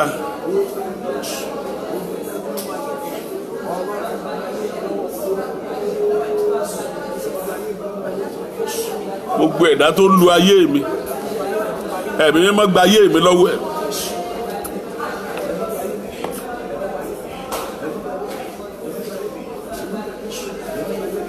Jésù Olúwa wa. Sórí láti kékeré náà ti gba ayé ọ̀pọ̀lọpọ̀ lọ́wọ́. Some people's life have been withdrawn from them since when they were very tender and young. Nígbà táwọn jẹ́ ń fi àtìbá fìyà pa lórí. Like when somebody you are staying with, your guardian, your uncle, your auntie, or whatsoever, whoever you stay with. Sẹ́dẹ̀ mọ̀pọ̀ ọmọdé yóò fẹ́ wábi tí ó ti máa tura tí ó bẹ́yẹ́ nìkan sọ pé wọ́n máa fún ló jẹjẹ. We always want to find a place of solace. If somebody is going to be responsible for his livelihood, he would like to be with a person. Nígbà mo wà kékeré. When Baba was very tender, mo gbọ́dọ̀ àǹtí mi kan. he lived with one of his sisters, like auntie. Wọ́n fi mí ti sista bi ọmọ ìyá mi nígbà tó yẹn ń travel wọ́n wá fi mí ti ọmọ bàbá mi. He was placed with his auntie and later he was given to one of his elder one. mo gbé bẹ̀ fún bí ọdún bíi 4. He lived there for like 4 years. tá a jọ pé pọ̀. We stayed together. mo fẹ́ lè ka yí pé mi ò sunú ilé láàrin ọjọ́ 5. I could count that I have Tí n bá never sun been in the kitchen. house for 5 days. máa sun faranda. I did not sleep in the kitchen. I sleep at the máa sun corridor, pantry ibi tí wọ́n máa ń kó ṣùkú ọbẹ̀ sí. pantry or kitchen or store. bẹ́ẹ̀ ni máa pọn mi látàárọ̀ dalẹ́. We fetch from morning to night. ọmọ ọdún mélòó ni mí gbà náà. How old was he then? ọmọ ọdún mélòó. How old was my gbogbo father tí mo ń sọ ibi 1977 78 76 77 like 10, 11 bíi years. 10 11 ọmọ ọdún mélòó ni mí. báàfù tí n fi pọn mi màá pọn mi gorókún. You will fetch into a big Láì drum jẹun. without any food. mo wálé jọkàn ìyá mi ṣe ó dínran fún mi ìgbékigbé lọ́gbà mo gbẹ́ran débẹ̀ ó ní gbẹ́ran yẹ mo dẹ̀ gbẹ́ran mi ó lẹ́ran ó wá ka ẹran yẹn fún mi mo ti sọ fún yín bó ka ẹran yẹn iye ẹran yẹn ó ní màmá fi jẹ lójoojúmọ́ n sì gbọ́dọ̀ gbé inú fíríjì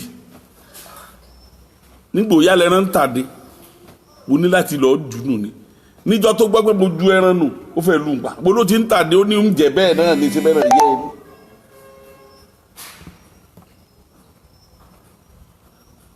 so gbogbo ìgbà yẹ. All those days. nígbà tí n bá jẹun. When I will know. a ní irú àmàlà fúnra mi ọmọ ọdún mélòó bí o mọ àmàlà rò mi ò lè rẹ̀ bà lásán mi ò mọ nǹkan kan ṣe. I cannot prepare. a gbé gàrí ilẹ̀ abu gàrí fún mi báyìí a ní kí n rúbà ó sì mọ̀ pé mi ò mọ̀. cassava meal and that I couldn't just do it then. ebi pa mi. I was starved to death. níjọ́ kan mo fẹ́ bẹ́ látòrí òkè. I was not the one to jump from the. yóò lù mí bí ẹ bẹ́ẹ̀ pa. We beat and beat and beat. a ní ìyá ń bẹ fọmọ tí ò gbọ́n ẹkún bẹ fọmọ tó ń sá kiri ẹ gbọ́ ọmọ tí ò jẹun ẹkún bẹ fọmọ tó ń sá kiri. I cannot eat. You are just ẹ̀yin náà rẹ́ rìn. making a proverb for him. ẹkún bẹ mi ò mo sá kiri sí. You will be saying the suffering for a foolish child and a fugitive is going to suffer. ìyá pa mi lórí. I was. ó sì mọ bàbá téèyàn bá ní tí bàbá bá ti gbọ́ àdúrà rẹ̀ ibà lọ́dọ̀ sí gbàgbọ́ padà sí mo ní wọn lọ mọ́. Later I màmá mi yarí pé ó lọ mo ní mi lọ. my mom said I will go. ó ní mi lu anywhere àmọ́. I'm not going anywhere again. tó bá dèrò péjú. I left for Ekwetu. ìyà burúkú. A terrible suffering. gbogbo ìgbà yẹbi téèyàn lọ kiri láti lọ jẹun téèyàn mọ ọ̀dọ̀ rẹ̀ téèyàn lọ téèyàn ti lọ ibẹ̀ ní àti gbà kámọdún rẹ̀ lọ́wọ́. They collect some glory, some people will hijack it through food and everything. bẹ́ẹ̀ náà ló sì rí fún ọ̀pọ̀lọpọ̀ àwọn ọmọ lónìí. It is happening in the life of so many people. nígbà tán ọmọ ò bá ráàyè fọkànbalẹ̀ nínú ilé. Or like let me say the débi children ẹdún oníṣẹ́ rẹ̀ pé gan gidi lè bí ni. mind and they are being starved. It's not a good thing to be starved. ó lọ ìlú èbó ńjọ́ kan àbúrò rẹ̀ ló dúró tì mí. She travel abroad sometimes. ìyẹn wá yà kàdé bí nǹkan mi. One and that was extra wicked. tí ilẹ̀ ọba tí ìṣùgbà yìí kí aago mẹ́wàá olù nínú gbọ́ ni agbẹ́ o ọmọdé mi a ṣe sọ pé kí n lọ ra tí jẹ́ gbòòrò. Go and buy what you want to eat in the. mi wà nílé lọ mọ́. You'll be able to go. màá wá fẹ́ fowó yẹn pamọ́ á dẹ̀ tún gbowó yẹn lọ́wọ́ mi. To collect the money. mo bọ̀ sọ pé ìyá mi bẹ fọmọ tí ò gbẹ kú mo ní àfi tó bá jẹ́ wípé òtítọ́ lọ̀rọ̀ tẹ́ ń sọ sí mi lọ́lọ́run ò ní mú mi débi tó fẹ́ dé láyé. You are saying the truth. That is when God will not take me to where I'm. torí kò sẹ́ni tó bìlí gbogbo tó ń ṣe. Because nobody believed. ibi tí ọ̀pọ̀lọpọ̀ àwọn ọmọ ti ń ṣògónù nìyẹn. That is where most children loses or lost. ìyá tó o bá bímọ gbé ọmọ rẹ sọ́dọ̀ má fọmọ rẹ ti yàn. Mother stop bó distributing. bá jẹ́ pé gàárì ló lè mú ẹjọ́ máa mú. Around. If it is only Gary you can settle for, please go ahead. bẹ́ẹ̀ ni ó sàn Putting your children kọ́mọ rí ó dúró lọ́dọ̀ rẹ around. It's better your kó o mọ̀ lówó láti tọ́ lọ sí skul even not having money. kó ṣe mechanic kó sì rógun ayé ẹ̀ nù. And be able to use his glory down. Going ju pé around. kó lọ síbi kan kó lọ yunifásitì kó jáde tán kó má sì rógo lò láyé ọ̀pọ̀lọpọ̀ ló jáde yunifásitì tí ò rógo lò lónìí Many people are tí graduates. wọ́n ń ṣerú àwọn tó ṣe mechanic They are tí wọ́n serving rógo lò those who. ìwé tó o kà ó sọ pé ó rógo lò The father you go to ibi tó o bá gbé lò ó fi mọ̀ pé ó rógo lò has to do with where you live. ọ̀dọ̀ ẹni tó o bá gbé ló fi mọ̀ pé orógo lò. The person you live with will show or declare whether you're going arábìnrin kan ti wá bíbá ìrígbà kan to use glory. tó jẹ́ pé ìyá tó jẹ́ pé ó tọ́ ọmọ ẹ̀ òun ló tọ́ gbogbo ọmọ ẹ̀ pátápátá. ẹ bá wo gẹ́gẹ́ báyẹn ó dẹ̀ pín gbogbo ògo ọmọ yẹn fún ọmọ tiẹ̀ ọmọ ẹ̀ dẹ̀ wà lamẹ́ríkà gbó ọmọ tiẹ̀ sì wà mí ó wá ní kọ́ ọmọ gbàdúrà pé kọ́ lọ́wọ́ gbogbo rẹ̀ padà. ó láwọn sá ti ṣe onígbà táwọn dẹ̀ ṣe ìgbà ìmọ̀ ní ìgbésẹ̀ tó bá lọ gbàdúrà níìsín ìgbésẹ̀ ṣe bí wọ́n sàn fi aṣọ ránṣẹ́ sí wọ́n sì ń gbogbo ẹ̀ ránṣẹ́ sí ha bó ní gbọ́sọ́ gbà lọ́mọ gorí òkè lọ́lọ́bẹ̀rẹ̀ àdúrà ẹ̀yìn náà rí bó ṣe rí nìyẹn gbogbo àwọn tó súnmọ́ wa tá a rò pé wọ́n ṣe they are wicked people. wọ́n jẹ́ ìkà. tí wọ́n bá dẹ̀ ṣe tí wọ́n bá mú jẹ lára tiẹ̀ sóòtú jẹ́ kán ṣe lára ọmọ rẹ ni. do it and go scot free from you. What about your children? tọ́jú ọmọ rẹ fúnra rẹ. take care of your child yourself. gbogbo ẹ̀yin bàbá. fathers. ẹ máa ṣètò fún àwọn ọmọ yín. arrange for your children. torí anytime lọ́lọ́jọ́ lè dé kọ́ ọmọ yẹn má bàa jìyà. so that the children will not suffer. fi wọ́n sínú Ọlọ́run. put them in jẹ́ ká mọ ọ̀rọ̀ Ọlọ́run. let them know the word. wọn ò ní lè yọ ìyá wọn lẹ́nu. wọn ò ní lè yọ wọn náà lẹ́nu. not trouble you. wọ́n á lè rí ògo lò. then they will be able to use. bẹ́ẹ̀ bá mu gàrí inú ilé yín tẹ́ ẹ rí ògo lò. ó sàn ju wípé kó o ti ọmọ jáde nítorí pé kó lọ jẹ bọ́ǹfìtà bí kan kí wọ́n dẹ̀ mọ́ rí ògo lò nínú ayé. and they will be able to use your glory. That's the reason why we have to be careful.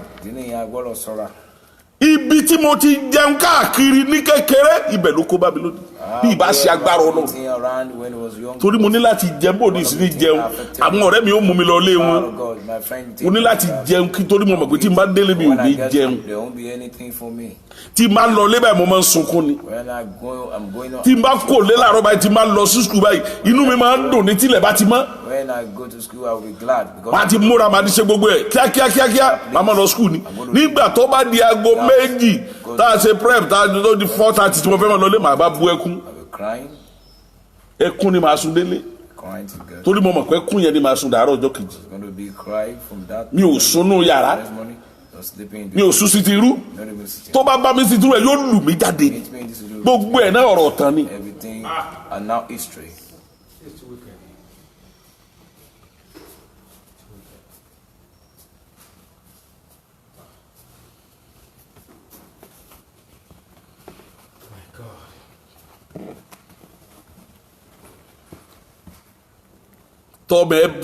ọmọ ẹ bá ń gbé ibìkan tó bá dé tó ní ibi tó ń gbé yẹn gbé ń fìyà jẹun gbọ́ sí kò lè parọ́ tó bá ń jẹ ayé ń bẹ̀ kò ní gbọ́ ọmọ tó bá jẹ ìjọba ẹ lọ ni ọmọ kékeré ló ṣe jùgbọ́n tó ọmọ bá sọ pé ẹ lọ bí tàbí tó ọmọ lọ ṣeré bìkan torí pé kò lọ bẹ̀ mọ́ fílẹ̀ ọmọ kékeré fi nǹkan bò ìyá mi á tún tì mí padà bẹ̀ á nítorí bàbá rẹ̀ wọ́n jẹ́ kí bàbá rẹ̀ yóò gbọ́ ní bí bàbá yóò bá sọ ilẹ̀ ní kó sọ ilẹ̀ mi ò lọ mọ́ jẹ́kẹ́ nìkan á pa mí ibi tí n bá dé máa dé tí n bá sì ní débẹ̀ mi ò ní débẹ̀ ìwá ni ẹkún fẹ́ bọ́ ìyá bẹ fọmọ tí ò gbọ́n ẹkún fẹ́ bọ́mọ tó ń tá kiri tí mi ò jẹun àní tó bá di wíkẹ̀ndì bẹ́ẹ̀ máa máa sọkún ní pé ó tún di Monday olúwa o bí ìpè ká gbọdúdé nítorí mọ̀ pé tá a bá ti gbọdúdé mọ̀ náà lọ́dúndé yà kó yó.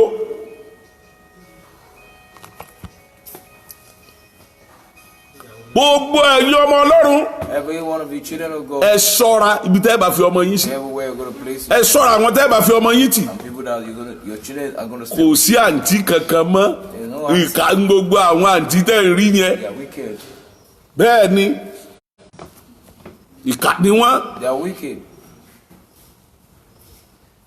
mo bẹ̀ yín torí Ọlọ́run. I beg you in the name of the Lord. ẹ dúró nínú ìfẹ́ Olódùmarè. Stay in the love of God. ẹ tọ́ ọmọ yín ní ọ̀nà Ọlọ́run. Train your child. ẹ má gbà kọ́ ọmọ yín ó lọ bí kankan. No, allow your children to be. bí búrẹ́dì lẹ bá jẹ ẹjọ́ máa jẹ́. You only eat. má lọ fọmọ ti ẹnikẹ́ni. Don't put ẹni tó o mọ̀. With somebody you don't know. ọ̀pọ̀lọpọ̀ ló kó bá lónìí. It affected a lot of people. ọ̀pọ̀lọpọ̀ ló kó bá lónìí. ọ̀pọ̀lọpọ̀ ló kó bá lónìí. It really affected a lot of people.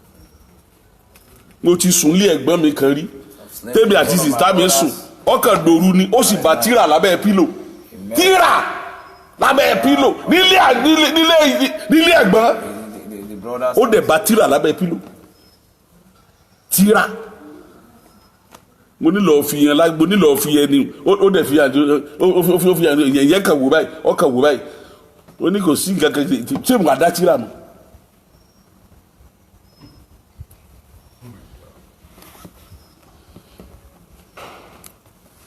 ṣọ́ra bí tẹ́ ń fọmọ́ sí. Please be careful who you put or place your child with. ọmọ dá ògùn ọmọ padà sẹ́yìn ni. Really cause a lot of setbacks. ṣọ́ra yín.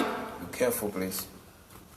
bí gàrí lẹ bá mu ẹjọ máa mú. It's only gàrí you can soak. ẹlòmíì ó ń fẹ́ ìtura fúnra rẹ̀ ìtura. ẹlòmíì tí ẹ fẹ́ jẹ́ kọ́ ọmọ dúró lọ́dún ẹ̀. ìgbé kọ́ ọmọ wà lọ́dún ẹ̀ kó lọ kó yóò wá pín ọmọ káàkiri sáà ní abọ́ bí ni. And distribute their children like commodity. àná ni òbí ma tó lè tọ́ ni yóò bímọ bí mẹ́fà yóò fi ìkan sọ́dọ̀ gbọ̀dọ̀ lágbẹ́já ìkan lọ́dọ̀ gbọ̀dọ̀ lábàáhùn yóò fi ìkan sí gírígan yóò tún lọ́ọ̀ fọmọ sí kíni o sí after odò bí tọ́mọ ò ti lè lúwẹ̀ wá sí ìdòdì kejì kéèyàn náà fọmọ sẹ́pẹ́ ìlàjẹ́ ṣèṣe pé intercontinental yà ló fẹ́ fi jọmọ yẹn. ẹ̀ẹ́dẹ̀ ṣọ́ra yín. Please be careful. gbogbo ọmọ tó ọmọ bá gbé ọ̀dọ̀ ènìyàn tó sì ṣe rere kọ́mọ yẹn máa dúpẹ́. If you live with people and God has helped you to succeed, you have to give thanks to God. bẹ́ẹ̀ni àwọn yẹn ò mọ nǹkan kan ṣé wọ́n mọ̀ ẹ̀yìn ọ̀la ni. Nobody knows the future. ṣé wọ́n mọ̀ ẹ̀yìn ọ̀la ni. Nobody knows tomorrow. wọn ò mọ tó jẹ́ bẹ́ẹ̀ tí wọ́n bá ti àwọn abẹ́ ṣe bí wọ́n sì fògo ọmọ ọlọ́mọ lẹ̀ èwo ni ká tó subchange ògo àwọn ọmọ ọlọ́mọ. èwo ni ká tó subchange ògo àwọn ọmọ ọlọ́mọ kán dẹ̀ tó bà ògo ọmọ ọlọ́mọ jẹ́. That they even reign some glory that belongs to other children. àdìbí tí mo gbé woman tó wà nísàlẹ̀ wa mọ̀mọ́dẹ̀jọ́ ó ló fún mi ní oúnjẹ fún odidi ọdún méjì a máa fún mi tọ́wọ́ ti dalẹ̀ àwọn àgbò oúnjẹ fún mi máa jẹ máa rọ̀ọ̀ṣì ẹ̀ ní o máa rọ̀ọ̀ṣì oúnjẹ torí mi ò kú ní jẹun ìgbà bí ìwà tẹ́lẹ̀ pé kò tiẹ̀ ní dáná àti ìjà akẹ́ wọlé akẹ́ sùn ní bí wọ́n bá dago mẹ́wàá dé wá sọ pé sóò ti jẹun kí ni mo fẹ́ jẹ sí ọmọ nǹkan sí ọmọ ọdún mélòó ni mí.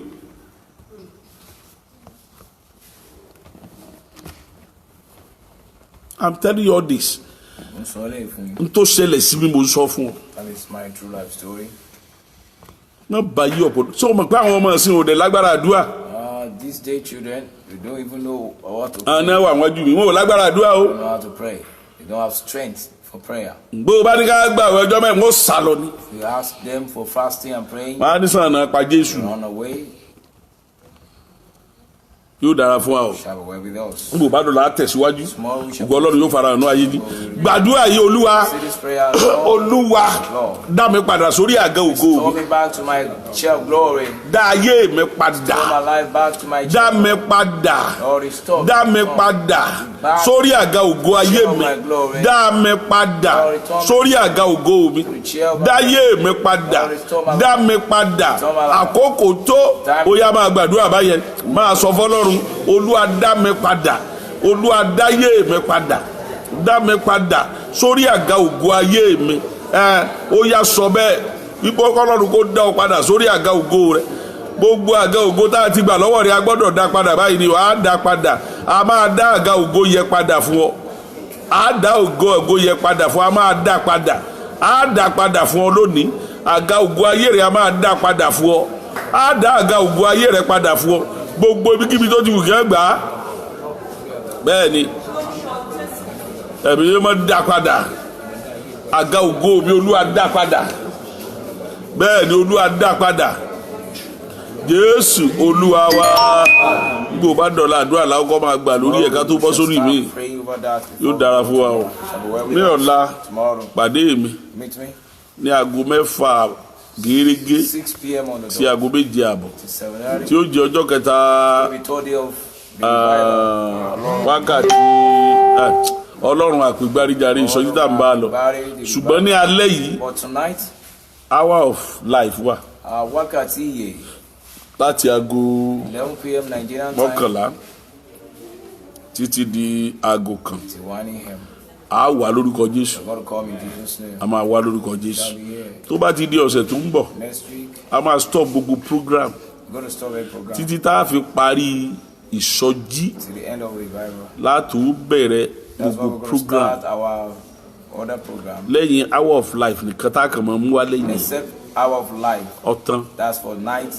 for night ọ̀tán gbogbo àwọn ìsìnyókù ìsìn ọ̀sán ní o The vigil will be available gbogbo to ìsìnkí tó bá wà wọn máa dá all the dúró afternoon services shall tó bá ti di next be week on hold. ṣùgbọ́n ní aago méjìlá ọ̀la náà mo tún ń bọ̀ lọ́sàn-án á sì tọ̀la ní agbára Ọlọ́run yóò dára fún wa ó ní yóò dára fún wa mọ́lẹ̀ wa tàn ògo Ọlọ́run yóò sì bú jáde orúkọ Jésù Ọlọ́run àṣẹgbọ́ pẹ́ wa ògo rẹ̀ á dá padà ayé rẹ̀ á gbà padà agba padà agba ayé rẹ padà agbègbè rẹ padà omi rẹ kúndùn àwọn yàásù àṣẹ Ọlọ́run kó wọnú omi náà tó o bá ti mú ìyanu kó ṣẹlẹ̀ Jésù Olúwa wa àmín ọrẹ wa kó Olúwa kó yàásù mímọ́ àṣẹ kó wọnú ẹ lọ o lè fọrẹ ránṣẹ́ sí wa tàbí ohunkóhun tó o bá fẹ́. You can send the offering or do whatever it pleases your heart to assist the ministry.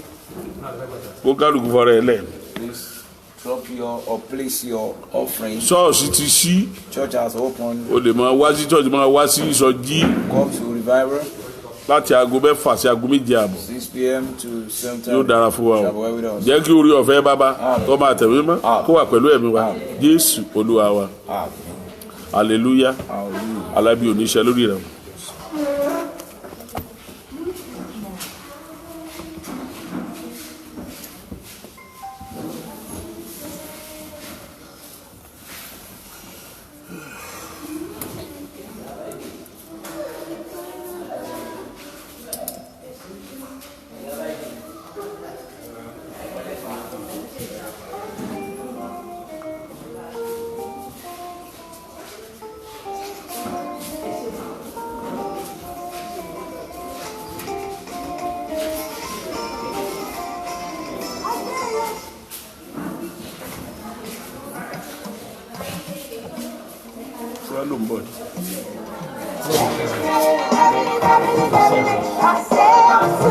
Listen to me very well. I have something to tell you now.